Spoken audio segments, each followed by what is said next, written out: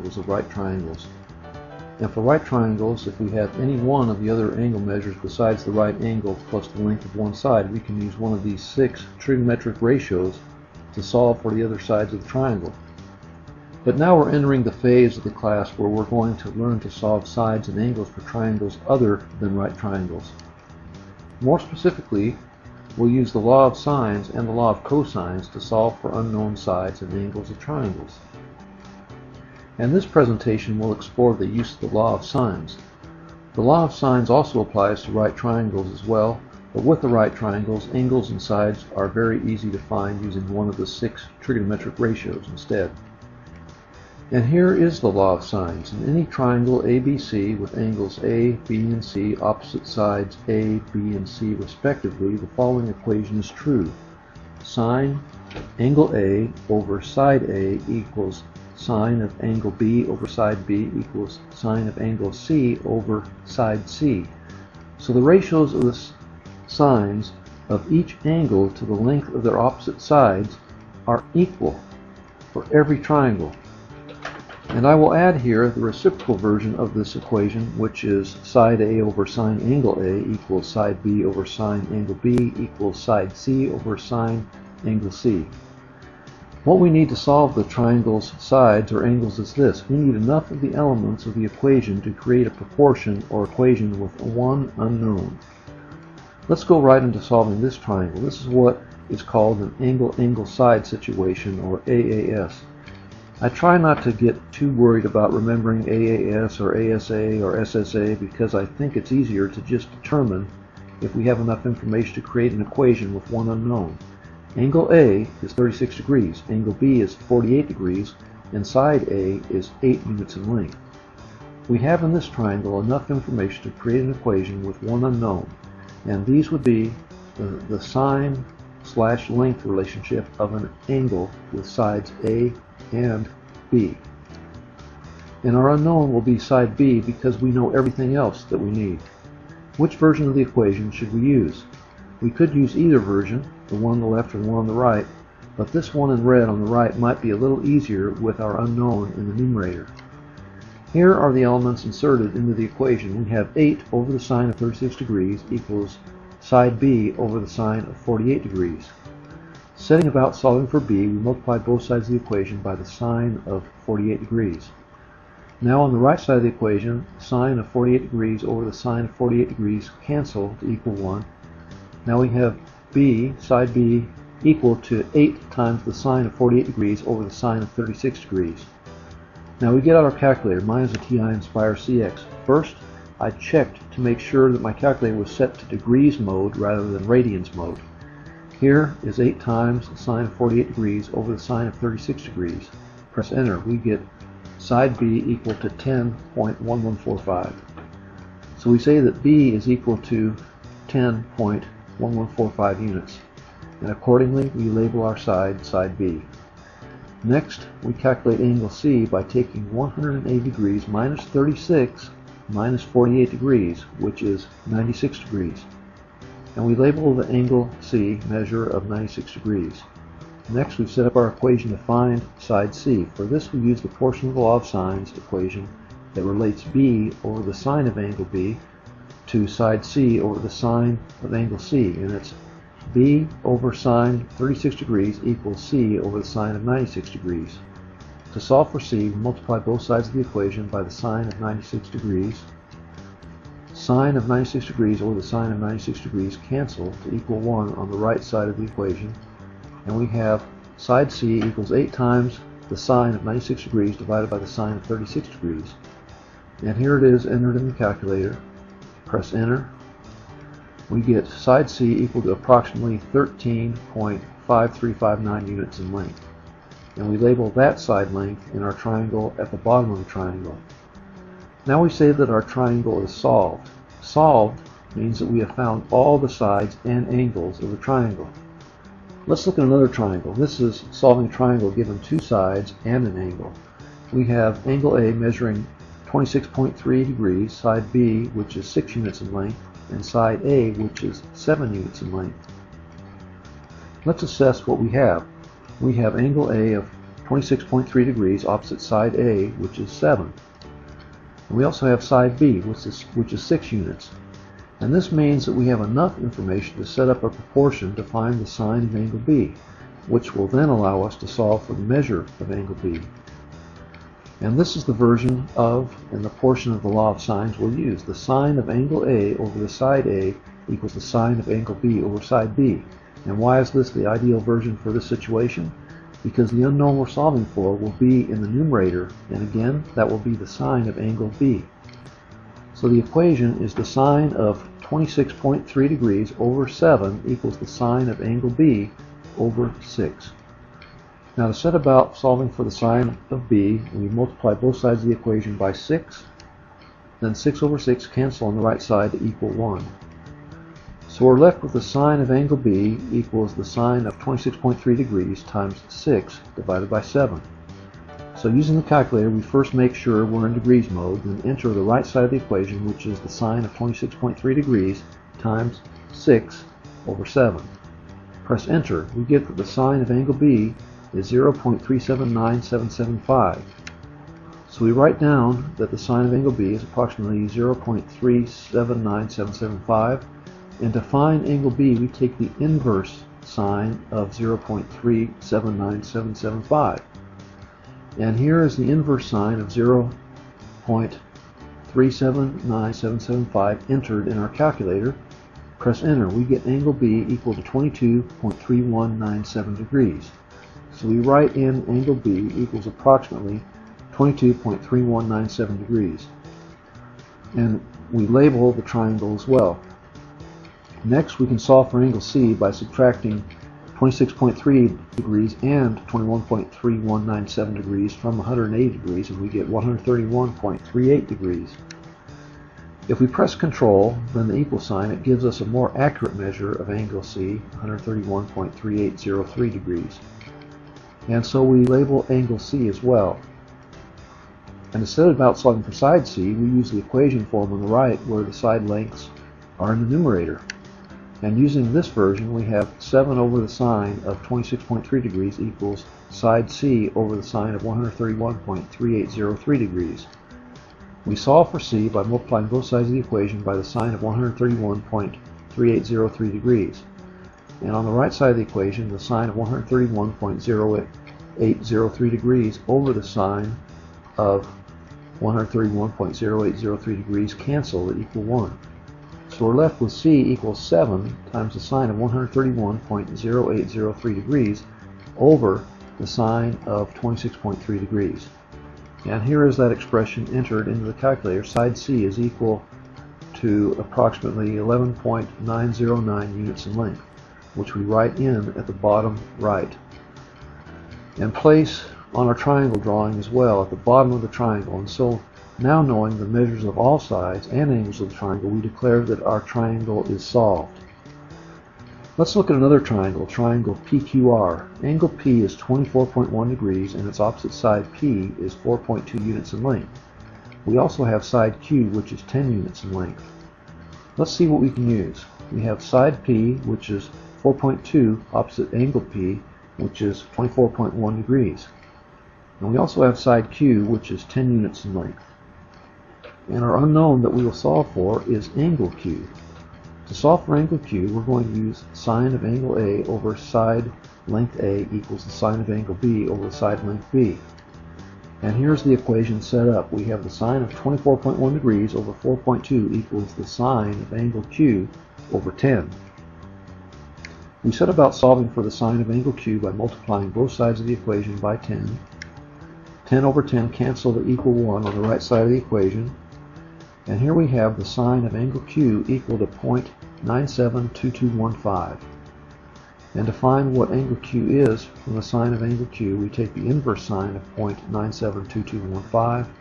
And here is that inverse sine entered in the calculator. I used the ANS feature to put the actual calculated sine with no rounding into the calculator.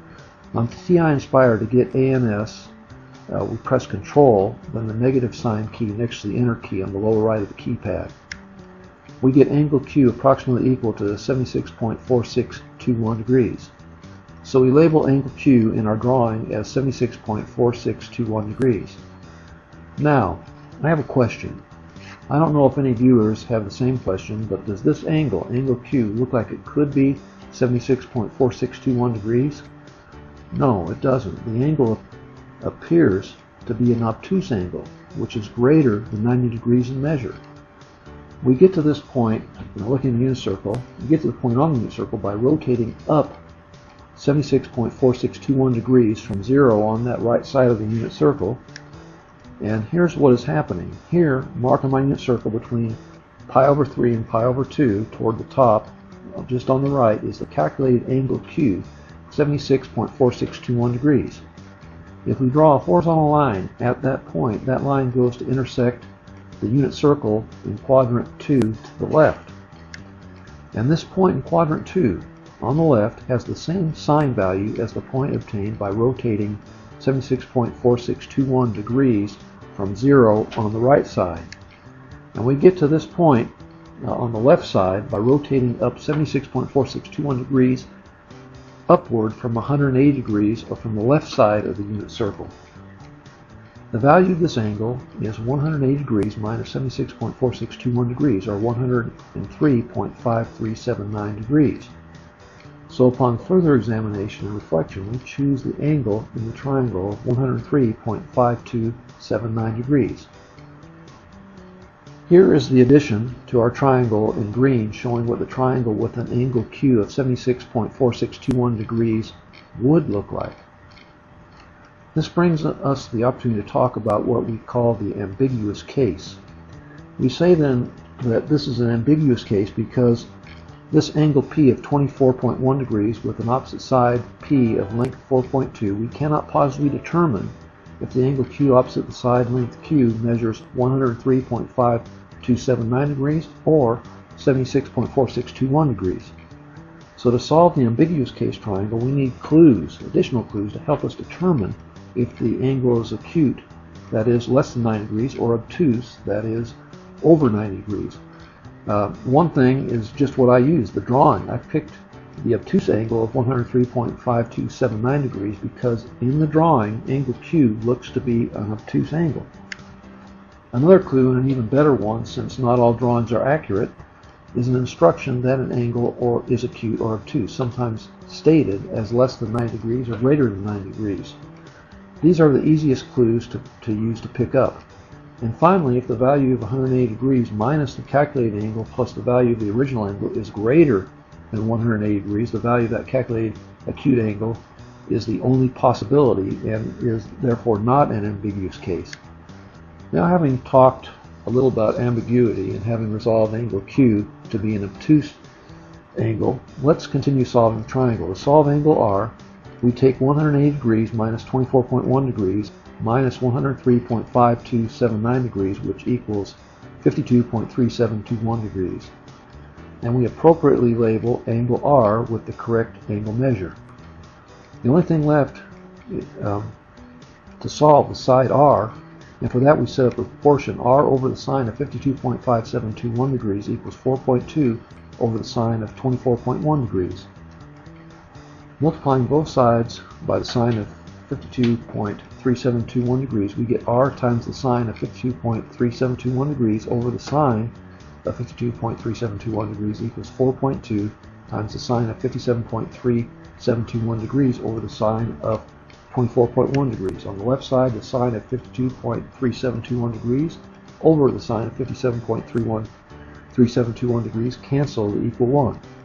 We have R equals 4.2 times the sine of 52.3721 degrees over the sine of 24.1 degrees.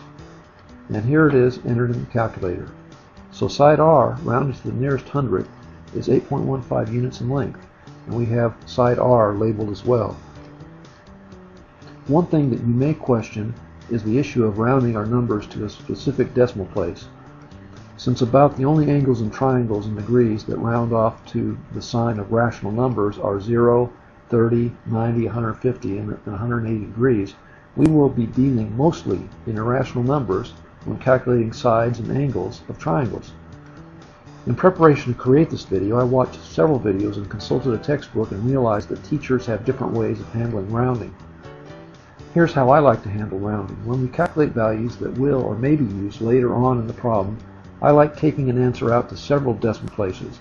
The reason I went out to 4 decimal places for these angles is while fewer decimal places such as 1 or 2 may be fine for final answers, premature rounding before a final answer will multiply errors in finding the final answer, so I want my calculations to carry as little rounding error as possible on the way to the final answer. So these 2 angles are rounded to 4 decimal places for the purpose of better accuracy in our final answers. Another thing I like to do, especially when stating my final answer, is to acknowledge that the answer is rounded verbally by saying approximately or by using the approximately equal to sign to show that the answer is a rounded decimal. This probably is not a real big deal, but as a mathematician I think it's helpful to say or notate something that shows we're conscious that an answer is not an exact answer. Most other instructors appear not to be quite as concerned about this as I am, but that's okay. Let's look at a word problem that uses the law of signs. This problem is very much like the one of my YouTube subscription providers, Al. Al and Dave are holding ropes used to hold down a balloon. Al's rope is 5 meters long and makes a 36-degree angle with the ground. Dave's rope is 4 meters long. How far are Al and Dave apart? Here's Al's rope holding the balloon at a 36-degree angle. And here's Dave's rope that is 4 meters in length. Now, for the purposes of keeping track of things, we're going to name the corners of our triangle A for Al, B for Dave, D for Dave, and B for balloon. And the distance between Al and Dave along the ground we'll call side length little b because the side is opposite angle B. In order to solve this problem, we'll use the ratio of the sine of 36 degrees to the side of 4 meters and set it equal to this ratio, the sine of angle D, over its opposite side, 5 meters. And here's that equation. We have the sine of angle D over 5 equals the sine of 36 degrees over 4. Next, we multiply both sides of the equation by 5.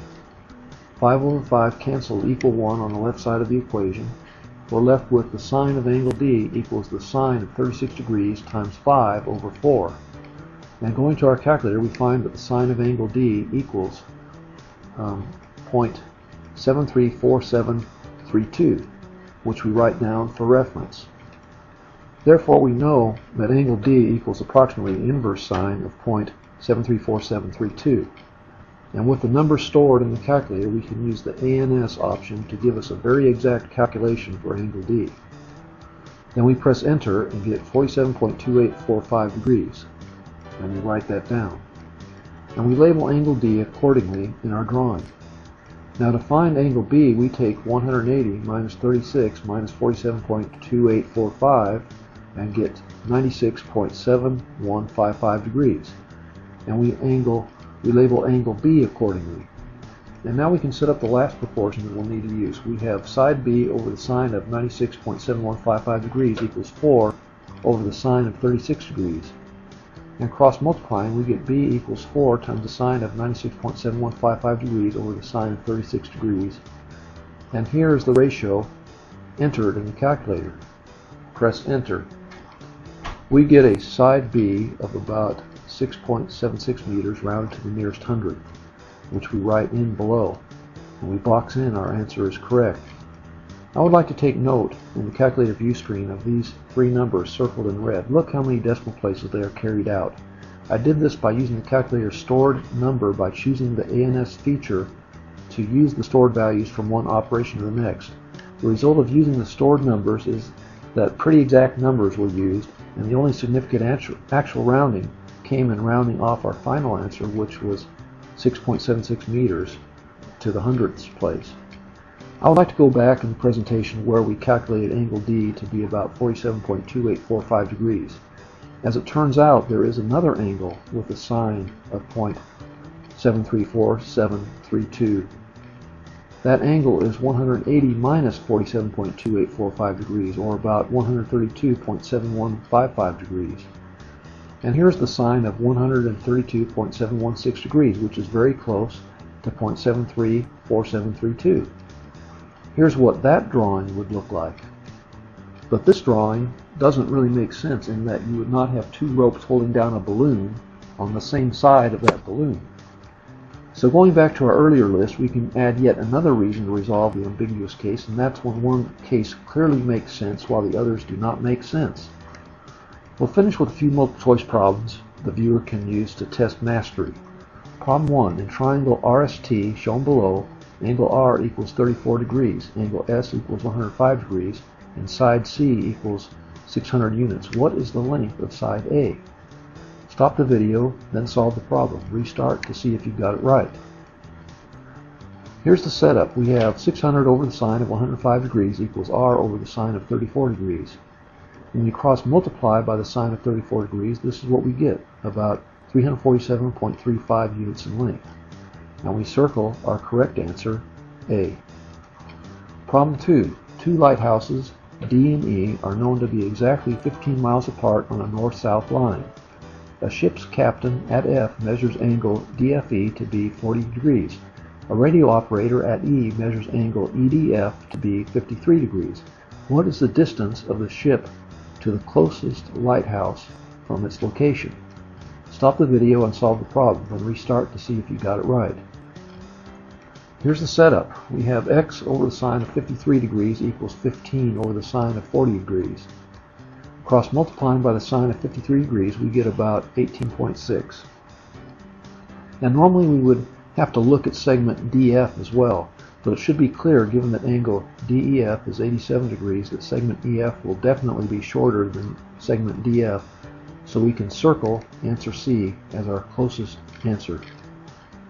Problem 3. In the triangle ABC shown below, what is the measure of angle B to the nearest tenth of a degree? Stop the video, solve the problem, restart to see if you got it right. Here's the setup. The sine of angle B over 8 equals the sine of 65 degrees over 9. And cross multiplying the 8, we have the sine of angle B equals 8 times the sine of 65 degrees over 9. And then the angle B equals the inverse sine or arc sine of 8 times the sine of 65 degrees over 9. And here it is in the calculator. And we circle our closest answer, B. Problem 4. Juan and Josie are standing at the seashore 10 miles apart. The coastline is a straight line between them. Both can see the same ship in the water. The angle between the coastline and the line between the ship and Juan is 35 degrees. The angle between the coastline and the line between the ship and Josie is 45 degrees. Which of the diagrams below represents this situation? Stop the video and solve the problem, then restart to see if you got it right. The correct answer is C. This is an ambiguous case, as we discussed earlier in the lesson. In the case of diagram B, the ship will be a lot farther out in the water for it to work out.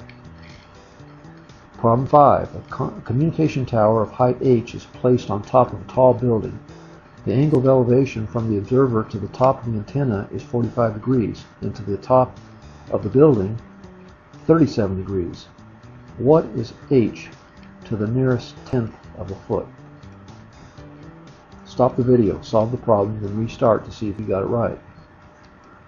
On this problem we could use the law of sines as in the others, but don't necessarily need to do so. I will just say the correct answer is D, 61.6 feet. Answers A and B are found by solving for the opposite sides of each of the right triangles. This has been Using the Law of Sines. Thanks for viewing.